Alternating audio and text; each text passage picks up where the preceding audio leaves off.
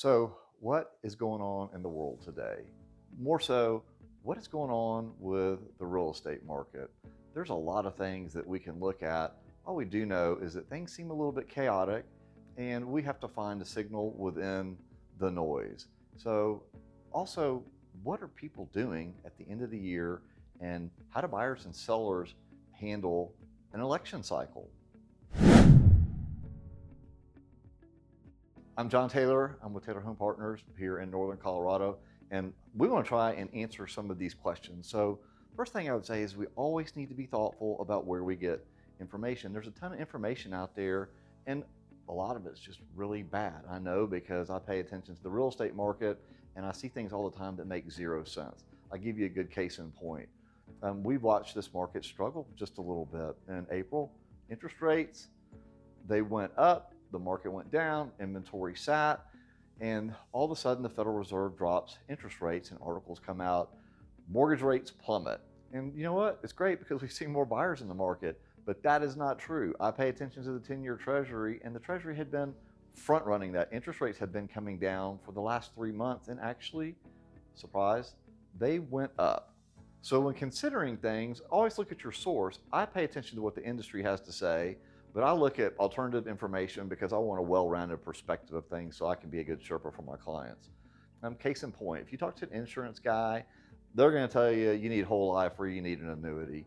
You go talk to any money manager, the big companies, they're going to tell you you need to invest in the market, we're going to take care of it. And real estate folks typically want to say, yeah, you should just always buy. Everybody should be buying a home. Is it a good time? Is it not?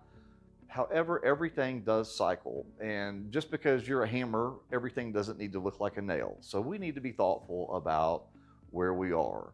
And today's market gives us some interesting opportunities. So what are the interesting opportunities in today's market? Well, we do know that interest rates are coming down. That's good. We do know that inventory has been coming up. That's good. And I'm talking now to people that are looking to buy a home maybe between now and the end of the year. Probably a lot of fear sitting out there because of the elections.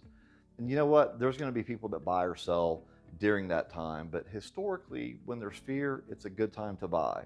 And I'm going to back that up with a strategy that we had used here in this market pre-COVID. Things got weird during COVID, as we all know.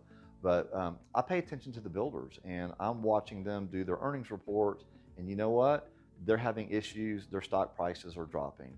As we look around, builders are sitting on spec homes.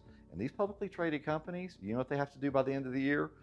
They need to sell those. They need to get them off their books, and they're willing to do things to make that happen because they've got to report to their shareholders. So what are they going to do? Number one, we're seeing tons of interest rate deals out there. I'm talking 4.99%. There's going to be people that are going to be dropping their prices. What the builders really prefer to do is they want to try and keep their comps and their inventory up. What they really prefer to do is give things away. Really cool things like backyards, window treatments, finish a basement.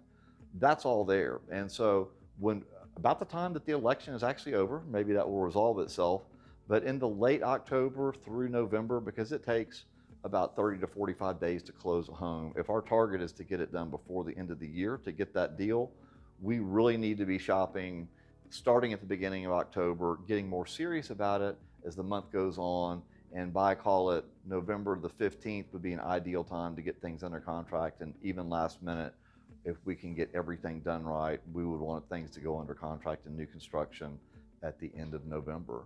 So it's a great strategy if you need to buy a home. The deals are there to be had. You just need the Sherpa to help you with the strategy. I would say I've been committed to the new construction space for quite some time. Taylor Home Partners and myself, John Taylor, I sat on the board of the HBA for years. I'm super involved with them. I know a lot of these builders. Me or anybody on the Taylor Home Partners team would love to talk to you about, hey, what do we do to wrap up this year? Thank you.